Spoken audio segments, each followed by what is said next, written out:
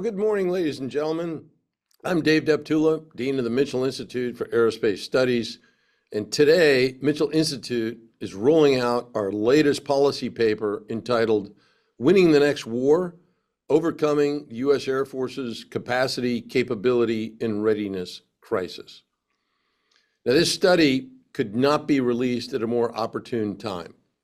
Today, the Air Force faces significant capability, capacity, and readiness shortfalls. They result primarily from decades of underinvestment and delayed recapitalization efforts. The post-Cold War peace dividend, ground-centric military campaigns of Afghanistan and Iraq, and sequestration all drove a cost which was measured in a shrinking budget for the Air Force.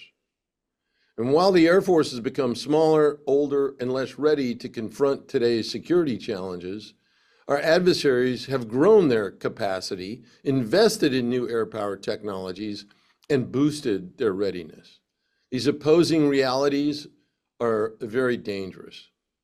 Now, to discuss this report and its recommendations, I'm joined by author J.V. Venable, Senior Fellow here at the Mitchell Institute. And what J.V. is going to do is compare our current combat force size to that at the end of the Cold War.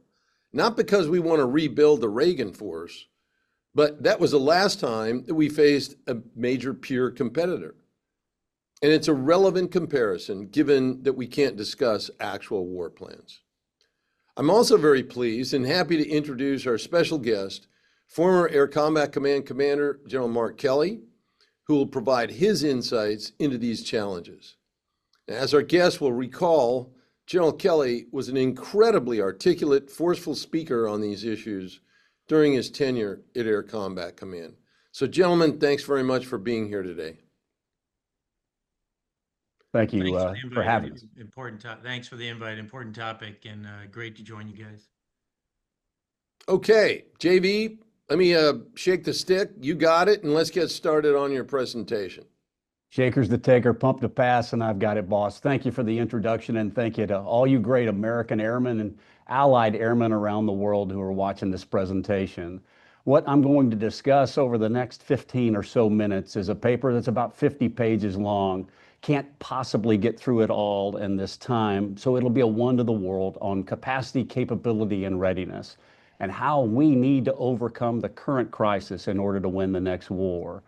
I'm going to step you through a couple of thoughts. One is, how do you grade readiness? How do you grade viable combat power today? And then I'll walk you through the example of how we built up and what we were facing during the Cold War about 1987.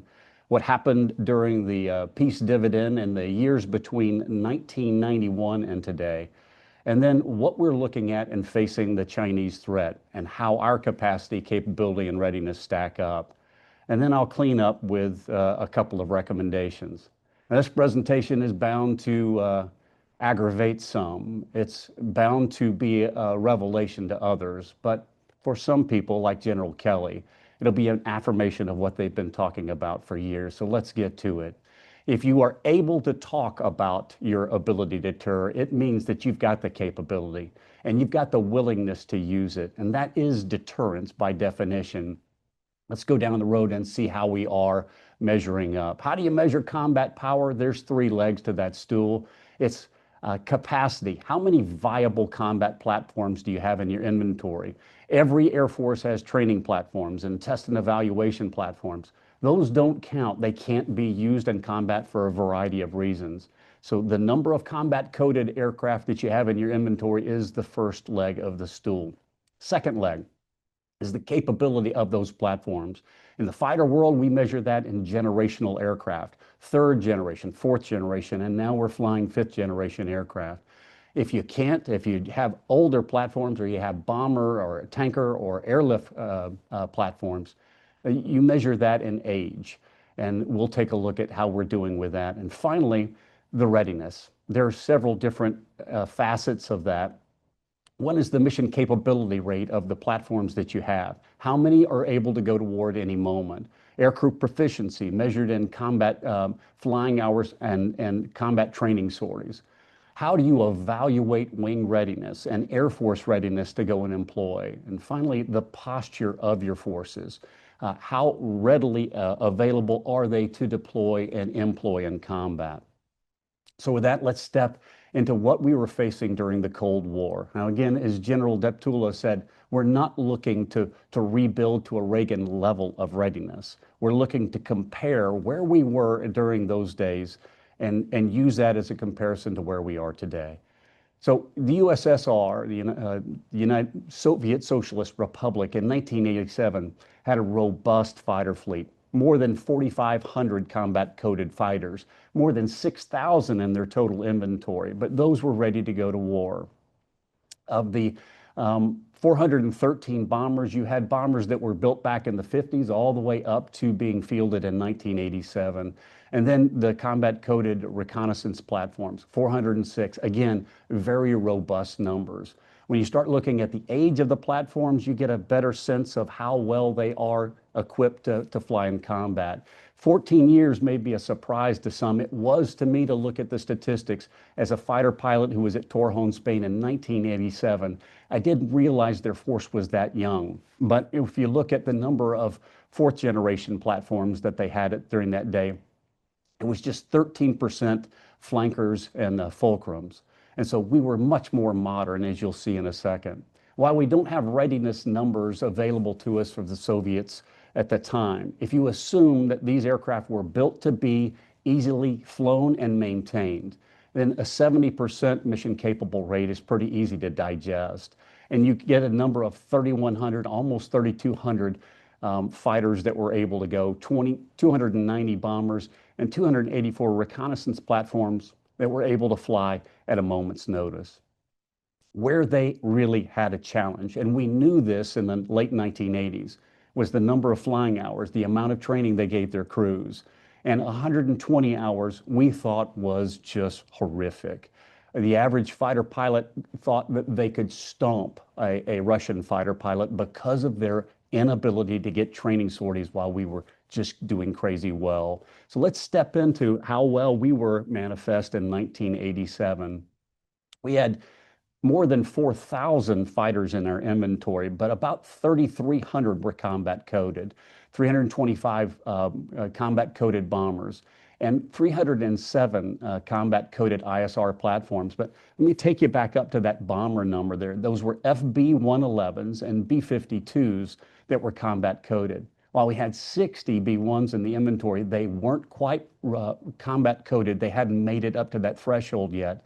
And there were another 40 being built. The Reagan administration knew that capacity meant a great deal, and bomber capacity was particularly important. Going into the capability, the average age you can see there on the chart, 14 years, 21 years, and 17 years. But if you look at that bottom tray of ISR assets, it's also you're going to see these later in today's assets. Those middle three are still flying with us. While we don't have the SR-71 and the RF-4, the middle three are still with us. And if you look back up at that top tier, more than 51% of our fighter force was fourth generation, brand new, and we were getting more than 120 fighters in our inventory every year with new F-16s rolling off the ramp. Mission capable rates, really important because that begets training and a bunch of other things. 81%, anytime you're above 80% in the fighter force, you've got a really healthy fleet. 77% in the bombers, also doing well, and 72% in that last tier of ISR platforms.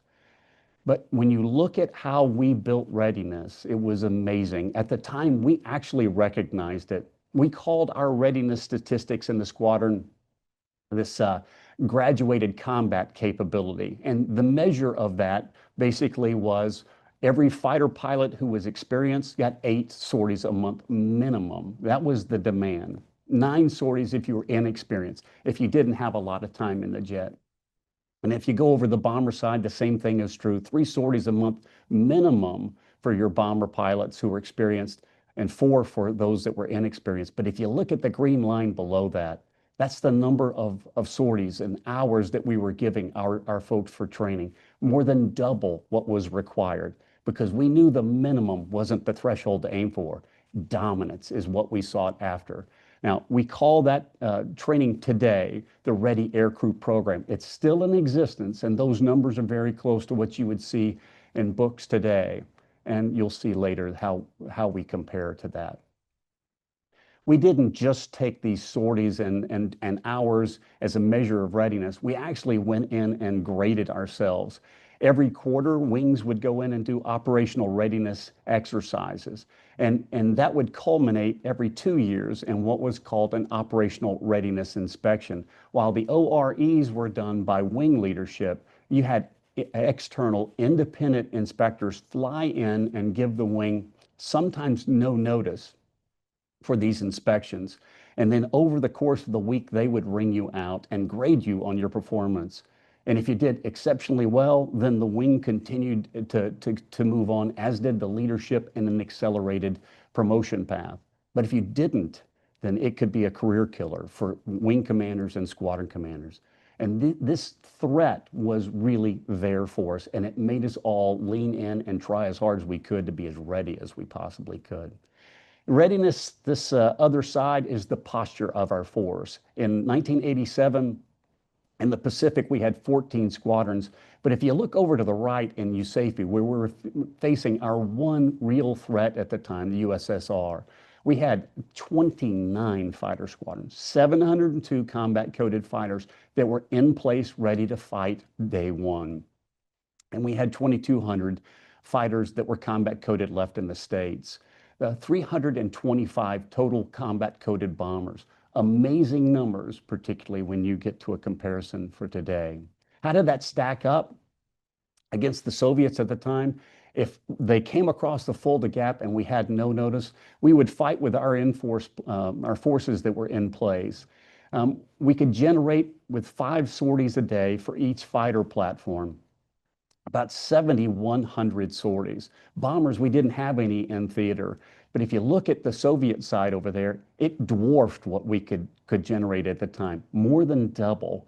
And when we took our posture and actually rapidly deployed, we could get more than 1,000 more fighters in theater within 30 days.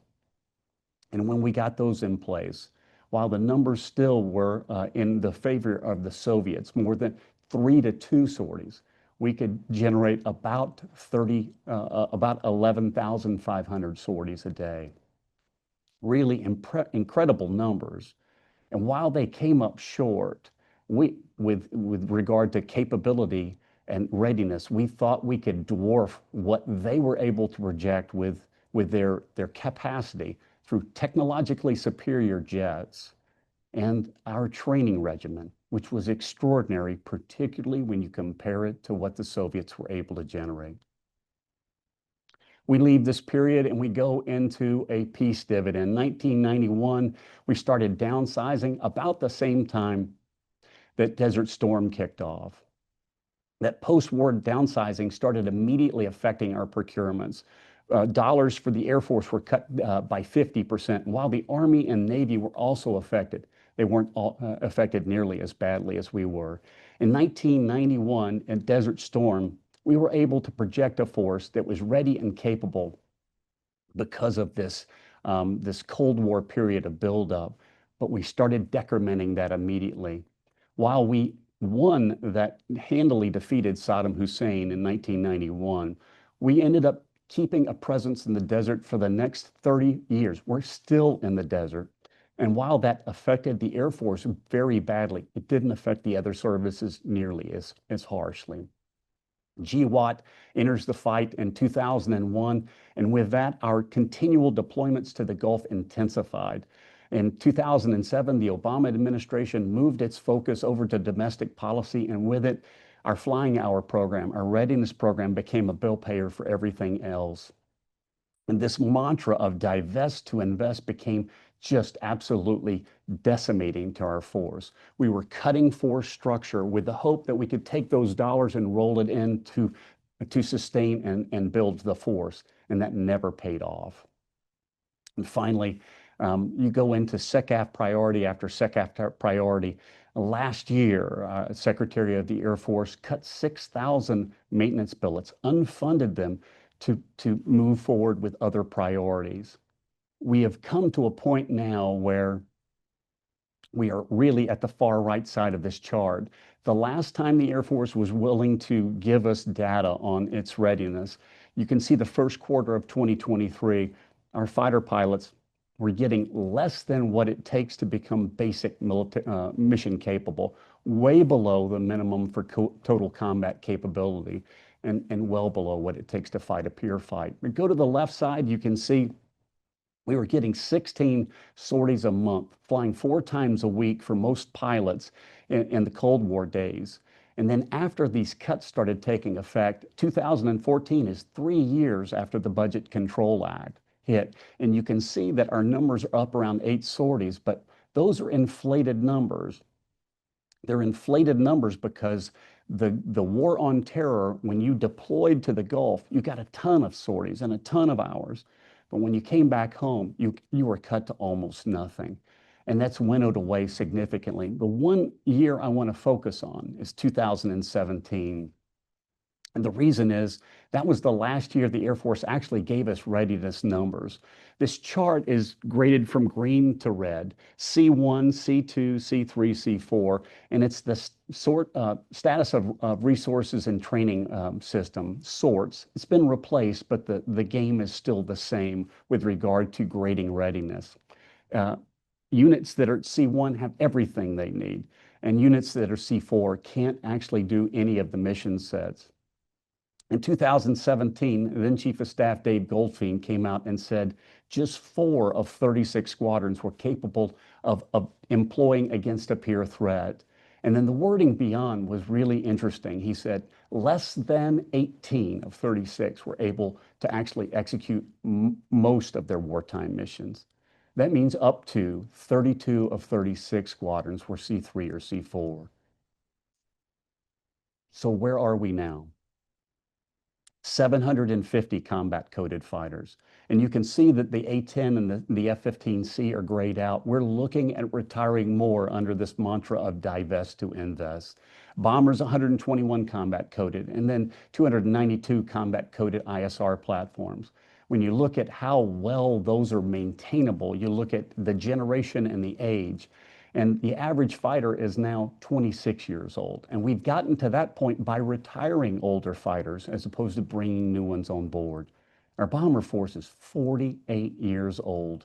And the average for the ISR force is 19 years only because of the MQ-9 and the RQ-4, who are markedly younger than the other ones that are upwards of 50 years old. And that maintainability is affected by the age of those platforms. And if you'll note that many people think that we're a 5th generation fighting force, just 24% of our combat coded fleet is the highest grade of fighters that are employable now, that 5th generation. And just 17% of our bombers are of stealth coding. And now the mission capability rates. 59% vice 80% that we had during the Cold War means just 442 of our fighters are ready to go to war at any time. 52% of our bombers and 80% of our ISR platforms. But again, those Leftern 2, the MQ-9 and the RQ-4 are the ones that are bolstering the other 3 platforms in the ISR world.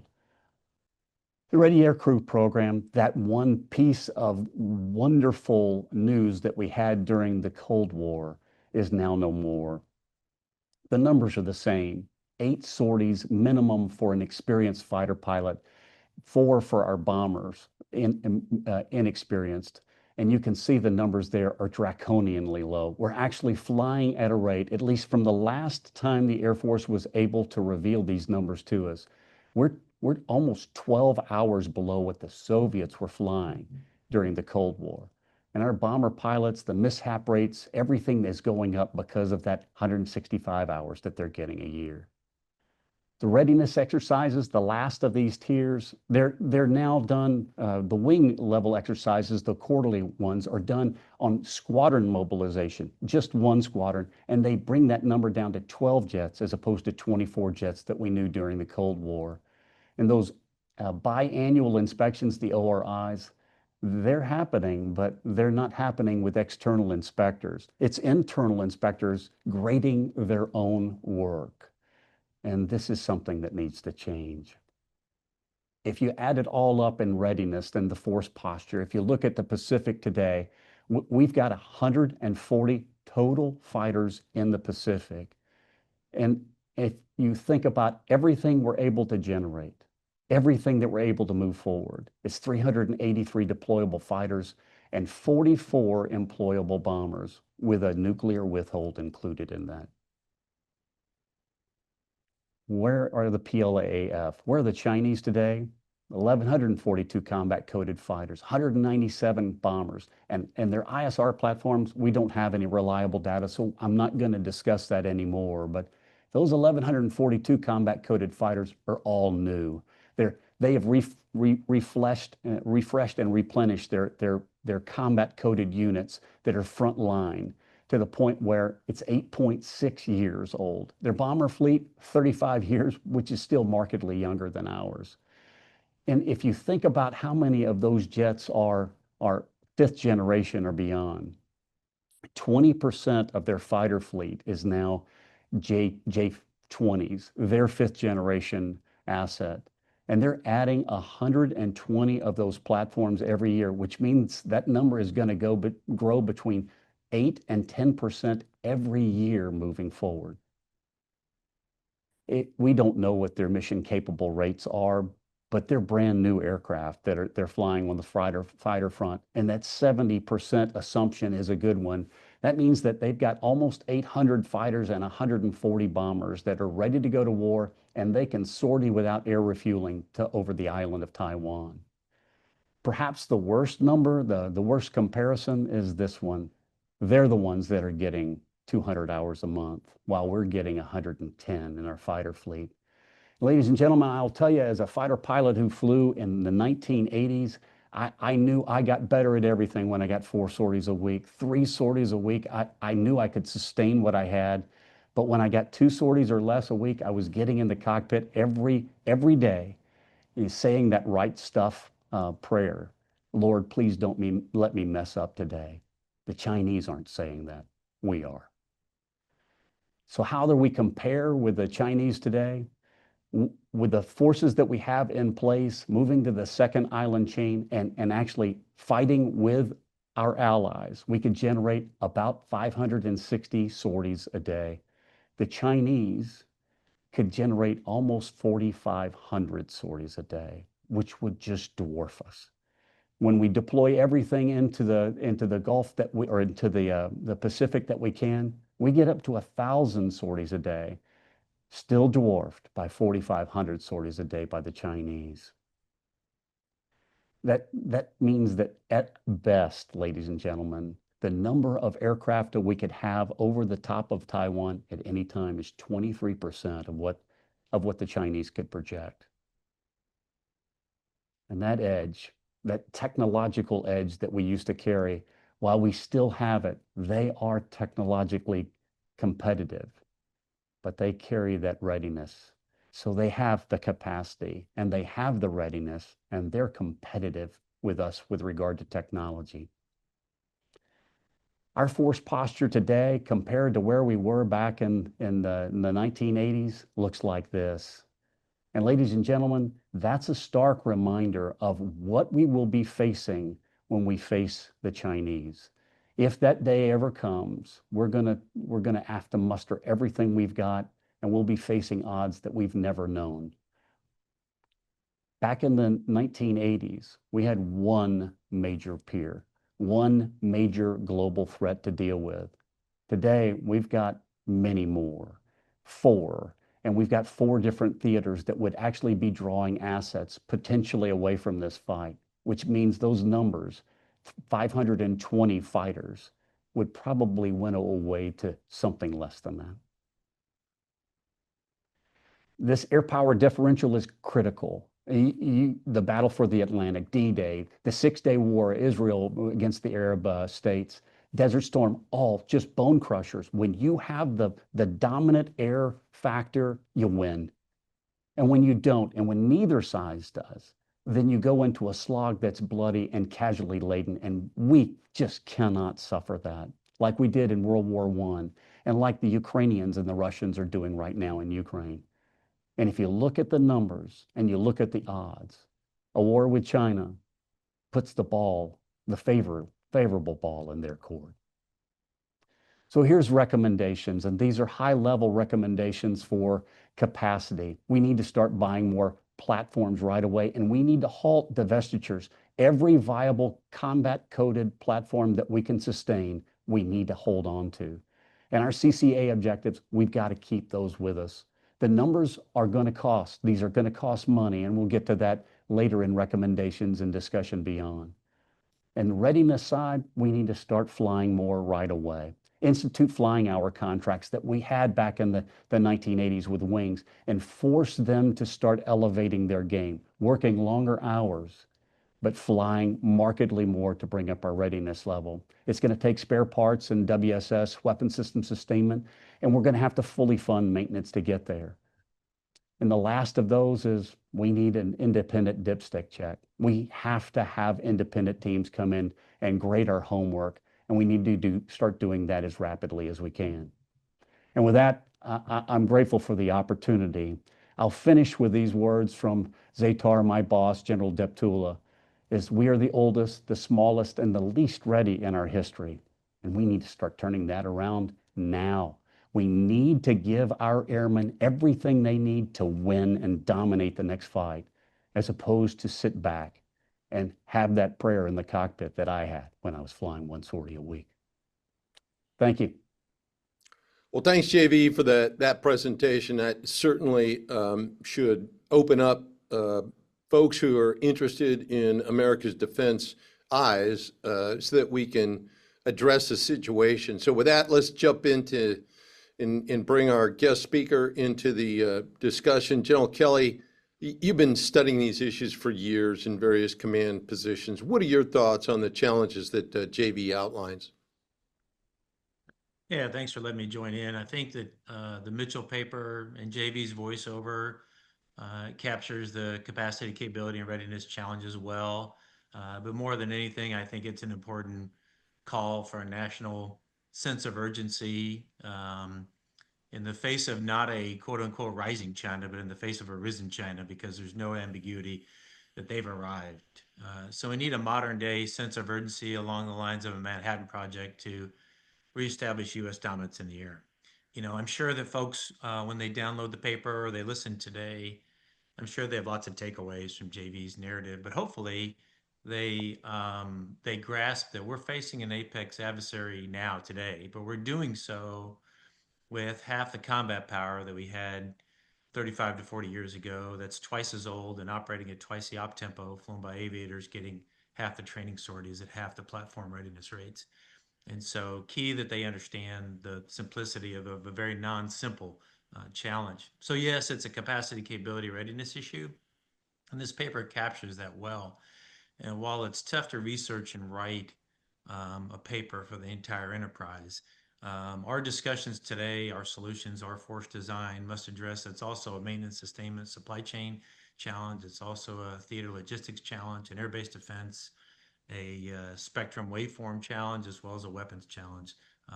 In the Pacific, it's a huge operating range challenge, and it's an ISR targeting challenge as well. And I'm confident our discussion today and the questions from the online audience will help characterize the magnitude of both the challenge and the solution set. So thanks again. Yeah, no, thanks for that overview. I recall a scenario that you'd review with public audiences when you were the A3 and then later as a COMAC that reviewed COCOM demand signals and the realization that we could rapidly run out of forces. Would you mind giving us an update on that scenario? Because I think it's tremendously powerful. Okay. Well, as most folks know, every commander in the Air Force has a requirement to resource disconnect, and we often refer to that gap as risk. but it's important that we delineate between daily mission risk, i.e. combatant command theater campaign plan risk, and the outright go to war O-plan risk that would get us too close to catastrophic. You know, a supply demand shortfall can lead to any of these challenges. When it comes to providing forces, it's also important to understand that what you need to execute day-to-day theater campaign plans is a small percentage of what's needed in a major theater war. So day-to-day, the Air Force provides significant force levels of ISR, bombers, fighters, cyber, etc. All these force elements are in high demand. The tactical fighter force element isn't any better or any worse from a capacity standpoint than the others, but it's a bit easier to articulate, like JV did, due to the global nature of GFM. You know, in the simplest of terms, our fighter force executes 5 major lines of effort. We compete forward, we respond to crisis, we protect the homeland, we protect the president and the National Command Authority, and we train and modernize. You know, we compete forward, and JV articulated that with our forward-based and forward-deployed force elements, primarily the Pacific, Europe, and the Middle East. A baseline requirement, not crisis, to compete forward and fulfill these theater campaign plans is 28 fighter squadrons, 13 in the Pacific, 7 in Europe, and 8 rotating out of the Middle East. We respond to crisis as an Air Force through the IRF, the Immediate Response Force, which puts at least a minimum of 2 fighter squadrons in each of the 4 bins of AFORGEN, which is obviously 8 squadrons. Homeland Defense and POTUS support are 2 related, but they're completely separate missions. And each of these no-fail missions requires 8 fighter squadrons to rotate through and be ready any given day for these no-fail missions, and that's 16 fighter squadrons. And then we have to train and modernize. If we don't have 8 fighter squadrons doing really, really high-end training, as well as executing conversion and modernization, we won't keep up with the changing nature of warfare. You know, added together, the unclassified number is 60 fighter squadrons to execute day-to-day theater campaign plans. That's not combat. And the challenge we have is we don't have 60 multi-role fighter squadrons. I think we have roughly 48. So we marginalize our compete forward effort, our respond to crisis effort, which puts harder miles on airmen and aircraft. You know, if your starting point for any force element is a daily deficit to fulfill theater campaign plans, if and when you declare with inadequate theater forces and an adequate global supply that we're going to go into a major theater war, then you're either going to A, encourage huge O-plan risk, or B, marginalize secondary theaters, or C, eat your muscle tissue and bone, i.e. your institutional forces of test and training, to resource that fight. Or more likely, you'll take a hit in all 3. It is very, very unfortunately, as JV captures in his paper, not a recipe for success. Yeah, well, thanks for that, because I think it very succinctly describes one of the biggest challenges that America's defense enterprise faces. It's not just about the Air Force, it's about the entire Department of Defense. Okay, JV, in your report, you talk a lot about readiness, rightfully so. I think it's crucial that people understand it's not something that can be rapidly gained. This is a long build process. How about walking the audience through those considerations? Well, thank you for the question. I really applaud what General Kelly said, and no need to pile on, but he is spot on. This idea of readiness comes into basically 3 lanes. Is you got material. We need more metal that's viable and healthy on the ramp, which is going to take several different elements to fix. You've got manpower. We need to bring our manpower up to speed, basically with numbers, and then we've got to train them. In round numbers, it takes about 7 to 10 years to build a fighter pilot that has all of the skill sets and all of the faculties to go in and do what he needs to do. That's today. It took far less time back in the 80s. And it takes 8 to 10 years to build a 7-level-ish maintainer. Of the 3, you have basically apprentice level. At the 3 level, you've got 5 levels, which are supervisors to a degree, and then the 7 level can actually oversee everything. It takes about 10 years to get someone into that last window. And so that takes time. Material and manpower. And then the last one is training, because it takes so long, and it will take so long to bring us up to speed on material and manpower. It's going to take between 4 and 5 years to get us the number of sorties and the reps and sets that we need in the air as individual airmen, and then as composite wing airmen or composite force element, where you go out and you're able to employ and do that successfully. So we need more money to acquire newer platforms, to bring a much more robust level into our weapon system sustainment accounts. And you can only swallow that money so fast. So if the government, if Congress gave us $100 billion to bring up WSS accounts, industry couldn't keep up with that. We're already at 85% of the need of the flying hours that we have this year, 85% of the spare parts in the inventory. In order to bring it up to just 100%, it's going to take about a year. And then building on top of that and getting industry to catch up is going to take a while. And so these 3 legs of the stool of readiness that I talked about, sir, to me, it's going to take time, and we need to get started now. Okay, thanks for that, JV. General Kelly, you saw the risks involved with some of the dramatic readiness slips that were affected the Air Force with sequestration. The Air Force was forced to cancel weapon school classes, flying hours were cut, and depot accessions were significantly slowed.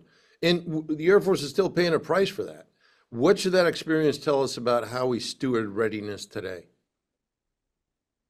Well, I think that's well described, and I'd offer that JV's paper describes well what we did, how we did steward readiness in the mid-'80s. To your description, your list that you just listed there, we didn't cut flying hours or weapon school classes. We didn't mortgage WSS for sustainment excellence. And I'd offer that because of that, as you know well, better than anybody probably on this cast, that we went to Desert Storm with at least 8 distinct advantages over any other Air Force on the planet. We had a platform capacity advantage. We had a platform capability advantage. We had a sensor advantage, I'd say off-board and on-board. We had a weapons advantage. We had an air-based defense advantage. We had uncontested logistics and uninterrupted communications. We controlled the rheostat of time and tempo. And finally, as we've already talked about, we had a warfighting aviator credibility, i.e. a readiness advantage that stemmed out of our uncompromising training regimen. So we know how to do this. And as JV mentions, the resourcing is not trivial, but I would offer that resourcing the capacity, capability, and readiness for your nation's Air Force is a lot cheaper and a lot easier than losing. And I think that's the stark choice that we face as a nation, essentially what Chief Brown articulated when he wrote Accelerate, Change, or Lose. Thanks for that. JV, in a European war, bases are a lot closer to the enemy than they will be in a Pacific fight. Obviously, fighting in the Pacific involves far longer ranges, and we've posed with some significant basing challenges. What does that mean from a capacity demand perspective? It's a great question, sir. In Europe, we were at a range where we could actually fly fighters 5 times a day because of the proximity. And that, for most units, would mean not having to refuel to go in, execute your mission, and come back to your base. We had a number of civilian airfields that were dual-use airfields, if you will, that we deployed into, that had munitions and fuel and comms that we needed to actually go back and forth. So literally hundreds of airfields that were at our fingertips, including our main operating bases that were already there. And so that proximity and that robust nature of airfields gave us the ability to fight, and then if our airfield was under attack, go back and land someplace else. And the contracts with our allies were such to where they could actually repair our aircraft, refuel our aircraft, and rearm our aircraft. It was an incredible process that we had in NATO. You flip over into the Pacific, and now those options are much more limited. First, to get there, we're going to have to deploy in a 2-leg sense. You just can't fly all the way from the United States into the Pacific 18-hour flights, 20-hour flights. You have to stop at some place like Hawaii and Guam. And then once you get there into that second island chain, which is Guam area, to fight from there, you're 1,700 miles away from Taiwan. And that round trip's 5 hours, which means that you add fighting time in there, and you're going to end up being able to fly 2 sorties for your fighter aircraft and basically 1 for your ISR and your bomber platforms. And so the numbers of sorties that we can generate and the options for us to actually fight out of are very limited. If we move forward to that first island chain, the basing opportunities there are much more limited, meaning we don't have nearly as many as we did during the Cold War. And then our options for that ACE concept of moving from one location to another and fighting from those, that is being developed, but it's not ready for prime time. And so the challenge is the number of sorties and then the limited capacity that we start with makes this one a fight that the Chinese can dominate the island, or at least the air part of it. Great. Now, while the Air Force has been navigating this set of challenges that you talked about, JV, the People's Liberation Army Air Force has rapidly modernized and expanded its combat air forces. General Kelly, could you talk a bit about the key trends that you think we need to be watching with respect to the Chinese Air Force? Yeah, and they're significant even before they had a parade with all their friends. I think good insight, although it wasn't a big engagement that garnered a lot of headlines. I'd offer the recent engagement between Pakistan and India offers a really good insight into PRC modernization, i.e., if you take a 4th gen aircraft like the PRC or now Pakistan J-10, and you provide it with a 5th gen sensor and comm architecture, onboard and offboard, to ensure they go into a fight with information superiority. And then you add it with a 5th gen weapon like the PL-15, which they apparently have enough not only for their own force, but to export to their friends. It's formidable. And so that's why for us, the US, JADC2, the domain awareness provided by an advanced E7 and JADM are key. We've got to have better information dominance. We've got to have better weapons than the long-range kill chains and the sensors and the weapons that our adversaries are already fielding. The other development that sparks my interest and sparked my interest when I was at ACC, you just couldn't talk about it a lot because the information we had was a little bit close hold, but now it's out in the public flying around as a J-36. If you look at that thing and you say, what does the Pacific Theater need? Well, the Pacific Theater, regardless of whose sides you're looking at, it needs long range, it needs robust EMS and sensors, it needs those advanced sensors to be across all the waveforms, and it needs long range missiles.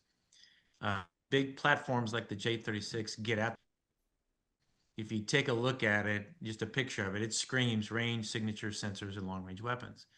And that's why the F-47 needs long range. It needs better signature, it needs better sensors, it needs better weapons, because we have to be able to put down an adversary's 6th gen platform at time and place of our choosing.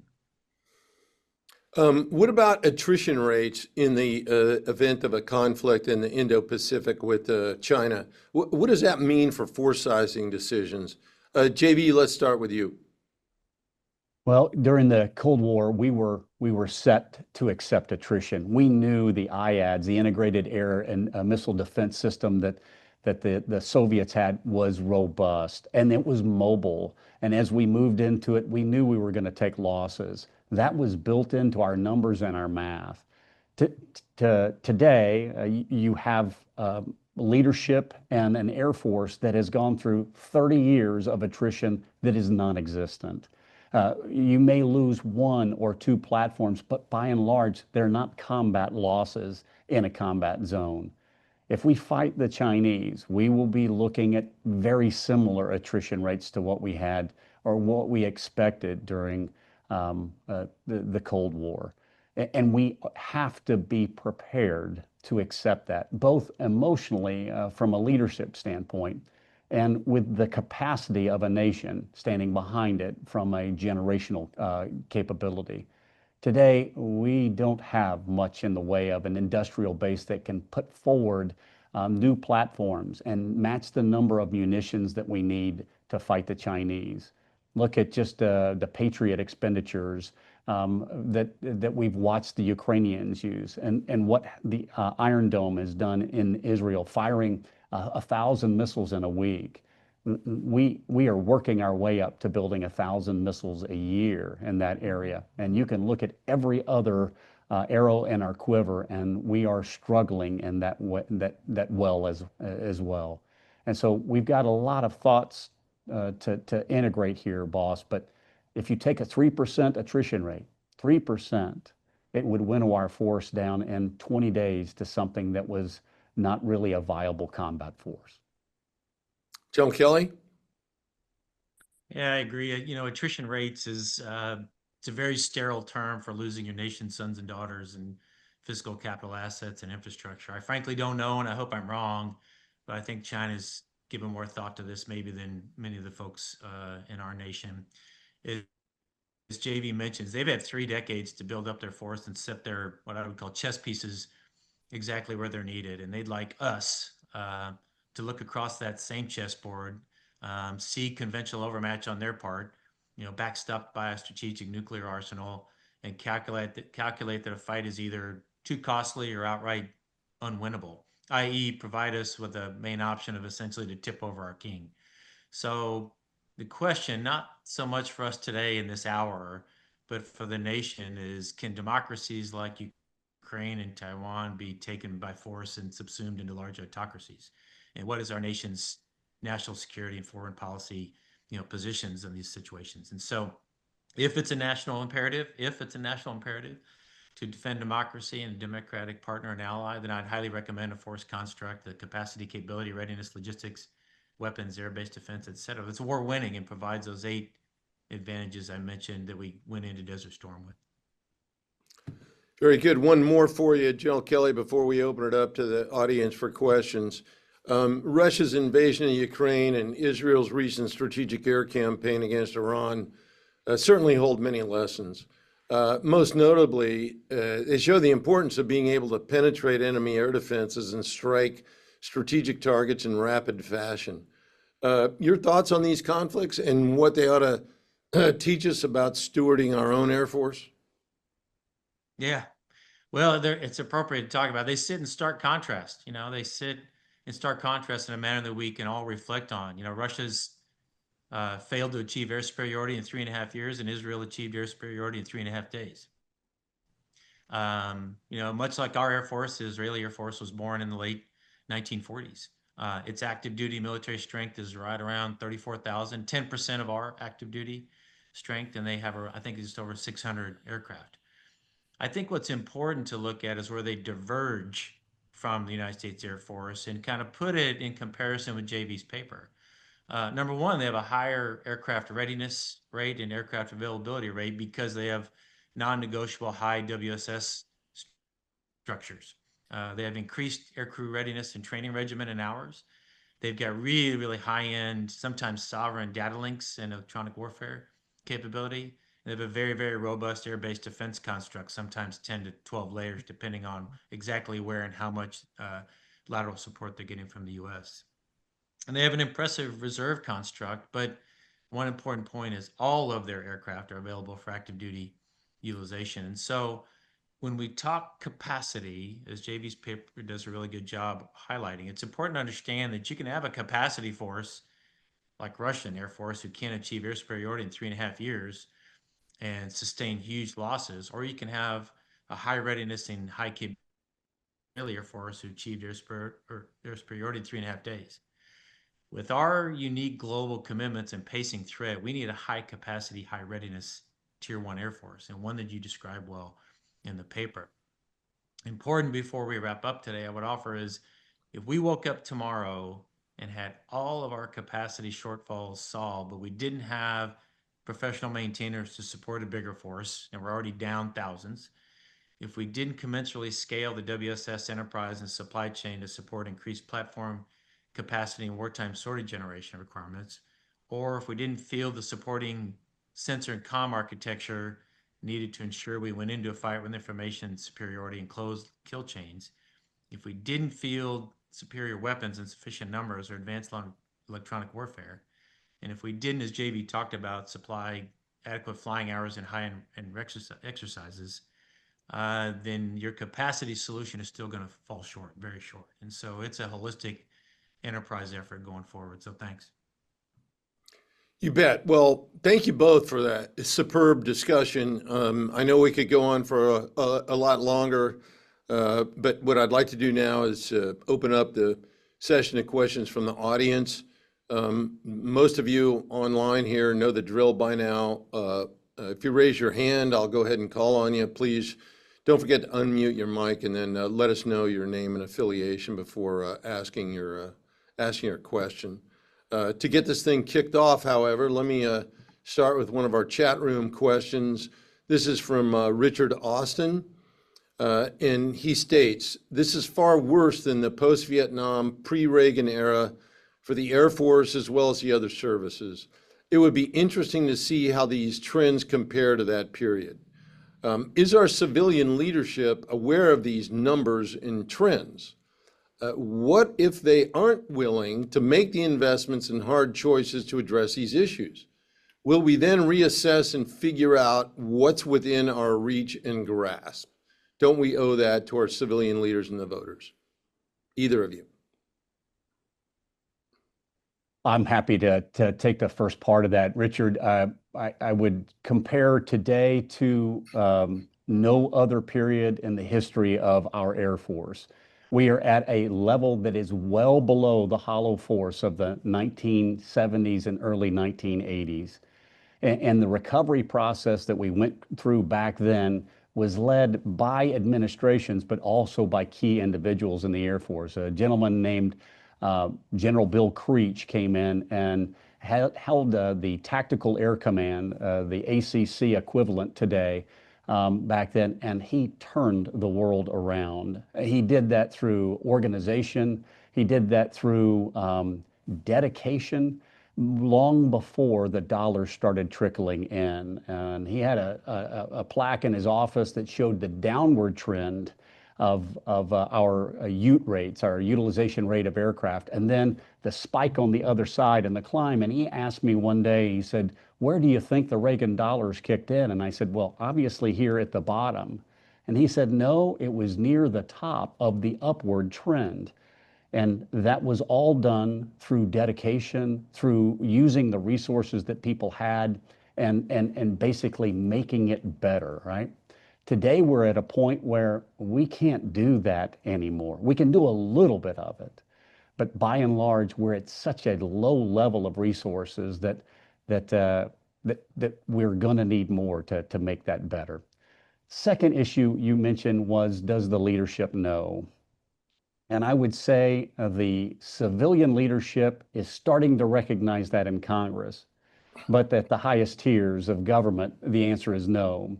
I will tell you that President Trump has every reason to believe that his military is the strongest and his Air Force is the best in the world, because he increased the budget for the service, the Air Force alone, by 30% over his first 4 years and gave them the direction through General Mattis to increase readiness and use that money to actually grow our ability to wage war. And we didn't do it. We actually didn't move on those objectives and moved most of that money into research, development, test, and evaluation. Today, RDT&E for the Department of the Air Force, including the Space Force, the Department of the Air Force exceeds procurement by 70%. Never in the history of the Air Force until 2017 had it ever come close. We're out of whack, we're out of balance. And we need someone to actually shake the highest levels of this tree and let them know where we need to go. Okay, thanks for that, JV. I'm going to go to John Turpak. So John, over to you. Good morning, gentlemen. Thanks for doing this. General Kelly, good to see you. So effectively, JV, you're asking for a whole second Air Force here. And I don't know that Congress is going to be able to provide that. So walk us through the triage. What are the priorities here? Is it ours, F-35s, CCAs? What are the top 3 or 4 things that can get us back in the game? And General Kelly, if you would comment on that as well, please. Sure. So, John, I love the question, and I walk through this in the paper, but just high level, we need money now. We need money to move over into the WSS accounts, into the maintenance manning accounts, into the procurement accounts. And Congress is not going to give us that money this year. With that incredible out of balance RDT&E money, we can afford to move money now, shift that money over into those other accounts. $8 billion. We could do that immediately and start getting healthy as fast as we possibly could, because you can only digest so much so fast. That's for the first year. And the years beyond, it's going to take congressional intervention with much more money. In order to get up to 72 F-35s, in order to get up to 20 B-21s, in order to get up to 24 F-15EXs, and then do all of the other things with regard to readiness and manpower, it's going to take another $20 to $30 billion a year. Some of that can come out of RDT&E, but that other money has got to come from Congress. Yeah, John, I would echo many of those comments. I'd say step one is the readiness of the current force. And step one of that readiness reset is aircraft availability and maintenance manpower. You know, if the bosses of the Air Force put in an order for 5-level maintainers and 7-level maintainers, it takes years to generate those. Parts show up a little bit quicker, but that order has to go in, you know, months ago to actually get traction on the flight line. What'll take a little bit longer, I'd say what item 2 would be, is our sensor weapons, electronic warfare improvements. And then I would say in a couple of years, what I'd really like to see is the robust and resilient long-range kill chain sensor, comm, and data link architecture. It's either in place or it's not. You know, it was in place for that skirmish I mentioned for Pakistan. It was not in place as well for India. And when that happens, one side ends up with jets in the dirt, and the other ends up with 0 losses. Yeah, I'm going to jump in here very quickly and just remind our audience that, yeah, it's going to take a lot of money, but this is not something that the Department of Defense has not done before. Post 9/11, the United States Army received over $1.3 billion, trillion dollars more than the Air Force. That's an average of $65 billion a year more than the Air Force. So the reason I say that, and by the way, I don't begrudge that money to the Army. They were the proponents of forces in Iraq or Afghanistan, but we're no longer in Iraq or Afghanistan. So those kinds of shifts can be made. They have been done before. And oh, by the way, if you really want the details, we did a paper earlier this year entitled Air and Space Force Vectors for the Incoming Trump Defense Team. So you can get the details in terms of where the money needs to be spent and how much in that document. Okay, Brian Everstein, over to you. I have a quick question for each of the speakers. For JV, the report and presentation didn't really go into aerial refueling and airlift forces. Was that on purpose? Can you kind of give an assessment of the Air Force's path there? And for General Kelly, while at ACC, you were one of, if not the biggest advocates for the E7, can you give your assessment of the kind of shift in priority there and the new DoD plan? Thank you. Yeah, Brian, a great question. We limited the scope of the paper to not include airlift and to not include air refueling. There have been some great pieces of work on the shortfall for tankers. Right now, you're watching ACC, you're watching the Navy actually lease tankers from private vendors that we have allowed to buy KC-135s and KC-10s that have been retired from other services and other nations, and actually start employing those, because we don't have the tankers with which to execute even our training right now. We lost a young man off the Gulf out of Shaw Air Force Base 2 years ago, flying an F-16. His first air refueling was not in training, was actually at a combat unit when he went to a tanker at night. All of the worst things that you could do to an individual. Going to a tanker the first time is intimidating. Going to the tanker the first time at night is intimidating after you've done it the first several times. but forcing someone to suffer that for their first trip, that's where we are with regard to tankers. We need many more than what we're buying. We're at the numbers, and General Kelly will know the specific number, but I believe it's around 480. And the minimum we needed to execute the tanker bridge and Desert Storm was on the order of 600. Now that's not to execute just that alone. It's to cover what you need for a nuclear withhold in the United States and to cover your other bases around the globe. Today, those calls are everywhere. We'll never be able to free up the tankers required for nuclear alert here in the United States. And those other demands will always be there. So I will say, just with that alone, we are in a bad spot with regard to tankers. Airlift, I haven't actually studied that, and I'll defer that over to General Kelly if he has some comments on that one. Well, I know we're tight on time, and I want to get to Brian's question on E7. You know, what I'd say is it's an unavoidable truth that the Pacific Theater requires huge operating range, as mentioned with the tankers, robust EMS, advanced sensors, and long-range weapons. The advanced sensor piece, as well as some of the EMS equity, includes E7 wedge tail. I would offer if, and that's a big if, we can execute AMTI or air domain awareness from space, I'd still recommend not putting all of our AMTI capability eggs in one basket, a basket that our adversary can easily get to and is probably hoping that we lean towards. In the event of a kinetic conflict, that would leave the PRC with the only long-range AMTI in theater with their KJ series of platforms and sensors. So thanks. Okay, well, ladies and gentlemen, unfortunately, we've come to the end of this rollout. JV, my thanks to you for this fantastic research effort. This is a seminal document that you've written that I think a lot of people are going to be using for many years into the future, which, by the way, is now available on our website at mitchellaerospacepower.org. General Kelly, thanks a million for being here today and sharing your insights with us as well. And to our audience, from all of us here at the Mitchell Institute, have a great aerospace power kind of day.